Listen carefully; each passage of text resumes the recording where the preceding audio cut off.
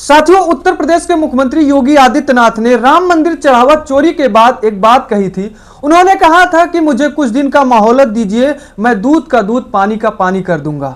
शायद वही दूध का दूध पानी का पानी नहीं हुआ, जिसके बाद समाजवादी पार्टी के विधायक ने दूध को लेकर ही विधानसभा पहुंच गए। आप वीडियो को देखिए। इस वीडियो में दिख रहा है कि ये जो विधायक हैं ये समाजवादी पार्टी के विधायक हैं। मेरठ के सरधना विधानसभा के विधायक हैं अतुल प्रधान। इन्होंने अपने कंधे पर दूध का बॉटल लेकर के जो है विधानसभा पहुंच गए और वहां पर वर्तमान सरकार के खिलाफ नारेबाजी करना शुरू कर दी है। ये केवल इकलौते विधायक समाजवादी पार्टी के नहीं, बल्कि विपक्ष के कई नेताओं ने, कई विधायक ने विधानसभा के बाहर सरकार के खिलाफ नारेबाजी करना शुरू कर दी है। जिसमें से सबसे अलग जो है सरकार के खिलाफ नारेबाजी यही अतुल प्रधान का लगा, क्योंकि अतुल प्रधान, आप वीडियो को देखिए, भली भांति समझ जाएंगे किस प्रकार से दूध से भरे बॉटल को कंधे पर लेकर विधानसभा के बाहर नारेबाजी कर रहे हैं। जब इनसे इसके बारे में सवाल पूछा गया तो इन्होंने दूध का दूध पानी का पानी के बारे में विस्तार से बताया। हालांकि साथियों, इस पर बहुजन समाज पार्टी के सुप्रीमो मायावती जी ने क्या कहा उसको भी मैं अपने वीडियो में विस्तार से बताऊंगा। आप वीडियो में लास्ट तक बने रहिएगा। थोड़ा हम इस पर चर्चा कर लेते हैं, दूध का दूध पानी का पानी पर, और यह भी चर्चा कर लेते हैं क्या विपक्ष ने जो ये काम किया है विधानसभा के बाहर, और काम ही नहीं किया बल्कि अभी भी कर रहा है, क्या ये उचित है या फिर अनुचित? क्या ये हमारे प्रदेश के लिए अच्छा होगा या फिर खराब होगा?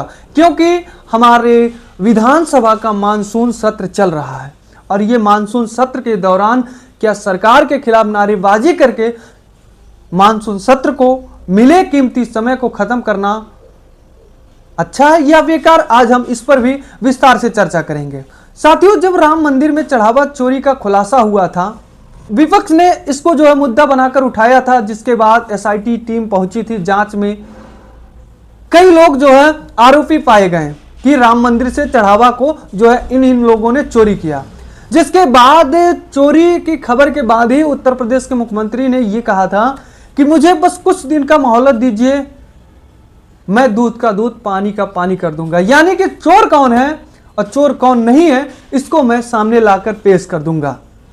लेकिन शायद वही दूध का दूध पानी का पानी नहीं हुआ, यानी कि जो आरोपी असली आरोपी हैं उनको शायद सजा नहीं मिला। इस पर विपक्ष के नेताओं ने मुद्दा बनाकर विधानसभा में जो 4 दिन का मानसून सत्र है उस पर जो है नारेबाजी करना शुरू कर दी है। और यही शायद समाजवादी पार्टी के विधायक अतुल प्रधान ने मुद्दा बनाया। इनका कहना है कि सरकार जो कह रही थी वो आकर सरकार अब फिर सामने कहे कि दूध का दूध पानी का पानी हुआ कि नहीं, क्योंकि मैं अपने साथ दूध और पानी दोनों मिलाकर लाया हूं। अब सरकार आकर इस पर दूध को अलग करे, पानी को अलग करे। वहीं दूसरे तरफ रागिनी सोनकर, समाजवादी पार्टी की महिला नेता, इन्होंने तो जो है नारेबाजी करना शुरू कर दिए। समाजवादी पार्टी के नेता, कई नेता इनके साथ नारेबाजी किए। युवा विरोधी भारतीय जनता पार्टी, एससी विरोधी भारतीय जनता पार्टी, ओबीसी विरोधी भारतीय जनता पार्टी, किसान विरोधी भारतीय जनता पार्टी, ऐसे तमाम नारा जो है विपक्ष के नेताओं ने लगाया। लेकिन क्या ये नारा लगाना विधानसभा के कीमती समय में उचित है? साथियों, इस पर हम चर्चा कर लेते हैं। साथियों, हमारे प्रदेश में 2 सत्र बुलाया जाता है 6-6 महीने पे। ये 6 महीने के अंदर ही बुलाया जाता है, जो कि ये हमारे प्रदेश के राज्यपाल जब संसद का सत्र बुलाते हैं तो प्रदेश में जितने भी विधायक होते हैं वो विधानसभा के अंदर जाते हैं और वहां पर जो राज्य का मुद्दा होता है उस पर चर्चा करते हैं। और हमारे प्रदेश में जो खर्च होता है उसको भी जो है वहां पर रखी जाती है, पूरे विस्तार से उस पर भी चर्चा होता है। जो प्रदेश का मुद्दा होता है, रोजगार, किसान का मुद्दा, महंगाई का मुद्दा, एजुकेशन का मुद्दा, डेवलपमेंट का मुद्दा, इस पर जो है विधायक बारीकियों से चर्चा करते हैं। क्योंकि ये जो अबकी का मानसून सत्र है विधानसभा का, वो 3 से 6 यानी कि 4 दिन का है, अल्पकालीन है। लेकिन इस 4 दिन में ज्यादातर समय जो है हमारे प्रदेश के विधायक नारेबाजी में खत्म कर दे रहे हैं। लगातार नेता बाहर, गेट से बाहर विधानसभा के, उसके बाद रोडों पर तमाम नारा लगा रहे हैं। जो नेताओं का काम है कि आप विधानसभा के अंदर सवाल करिए सरकार से, वर्तमान सरकार से, वही सवाल विधानसभा के बाहर नारेबाजी करके खत्म किया जा रहा है। इस पर लोग तरह तरह की चर्चा कर रहे हैं। चर्चा ये कर रहे हैं, मैं बता दूं साथियों, कि नेता चाहते ही नहीं है कि हमारे प्रदेश में जो मुद्दा है उस पर चर्चा करें बैठकर विधानसभा में, विधानसभा के अंदर, बल्कि वो इस कीमती समय को ऐसे नारेबाजी करके खत्म कर दे रहे हैं, ताकि उनका केवल एक मकसद है कि अगर वर्तमान सरकार इन मुद्दाओं पर काम करने लगेगी तो मेरी फिर पुनः सरकार बनेगी ही नहीं। वहीं वर्तमान सरकार भी अपोजिशन से कम नहीं है, बल्कि वो भी अपोजिशन से भी खराब काम कर रही है। अगर वो खराब काम ना करे तो फिर ये नारेबाजी करने का मौका ही अपोजिशन के पास कहां से आती। अगर राम मंदिर चढ़ावा चोरी का मुद्दा था तो उस पर सरकार जो जो बातें कह रही थी उस पर खुल करके जो है उस पर जांच करवानी चाहिए थी। जो बड़े आरोपी थे, जो मेन आरोपी थे, उनको सजा दिलवाने का काम करवाना चाहिए था सरकार को, लेकिन सरकार ने ऐसा नहीं किया। अगर किया होता, सरकार ने किया है, तो फिर अपोजिशन के नेता नारेबाजी क्यों कर रहे हैं? सरकार को सामने आकर यह कहना चाहिए कि हमने राम मंदिर चढ़ावा चोरी पे अच्छे तरह से पूरी बारीकियों से जांच करवाया है। सरकार को आकर इस पर कहना चाहिए, लेकिन सरकार भी इस पर कुछ नहीं कह रही है। सरकार नहीं कह रही है तो अपोजिशन इसे बड़ा मुद्दा बनाकर विधानसभा के बाहर नारेबाजी करना शुरू कर दिया है। लेकिन साथियों, ये तो कुछ पॉइंट थी, अब इस पर हम जिक्र कर लेते हैं कि बहुजन समाज पार्टी के सुप्रीमो मायावती जी ने क्या कहा था। जो अपोजिशन नारेबाजी करके विधानसभा के कीमती समय को खत्म कर दे रहा है, उस पर मायावती जी ने क्या कहा और सरकार से क्या मांग की है, वो भी मैं बता दूं अपनी वीडियो में साथियों। मायावती जी ने लिखा, उत्तर प्रदेश विधानसभा का मानसून सत्र 3 अगस्त से शुरू हुआ। रिपोर्ट के मुताबिक कुल मिलाकर 4 कार्य दिवस वाले इस सत्र में अगले दिन 4 अगस्त को सरकारी खर्चे संबंधित अनुपूरक बजट राज्य सरकार विधानसभा में पेश करेगी।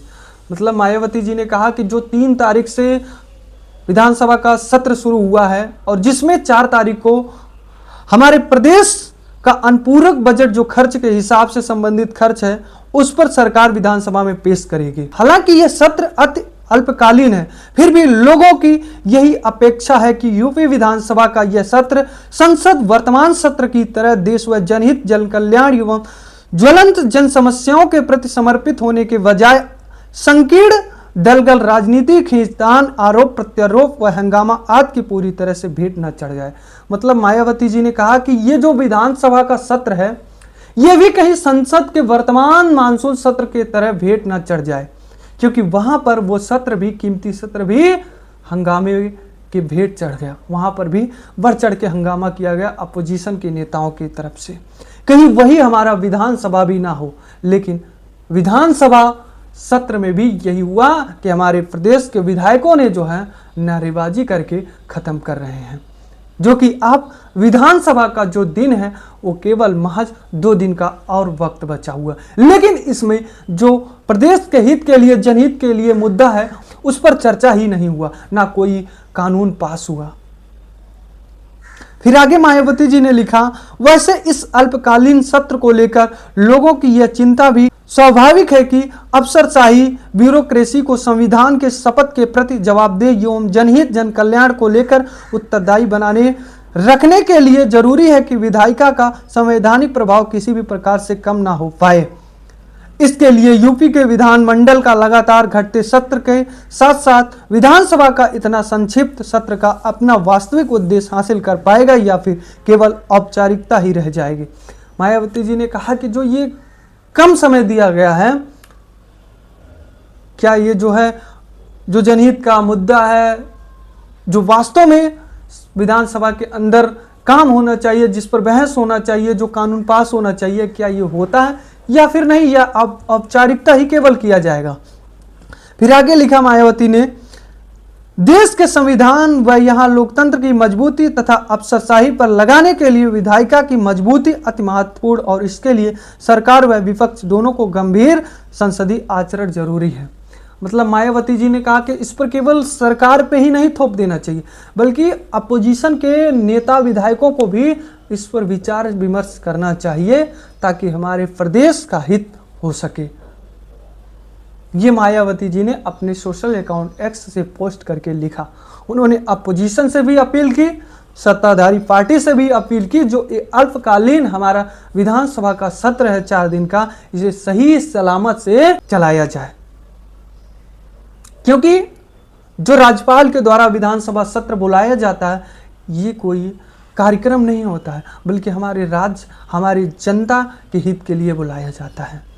इस विधानसभा सत्र में हमारे प्रदेश के विधायक सदन में बैठते हैं, विधायक सरकार से सवाल पूछते हैं, प्रदेश की समस्याओं पर बहस और चर्चा करते हैं, नए कानून विधेयक पेश और पारित किया जाता है, सरकार के बजट और खर्च पर चर्चा होती है, विपक्ष सरकार से जवाब मांगता है और उसकी नीतियों पर सवाल उठाता है।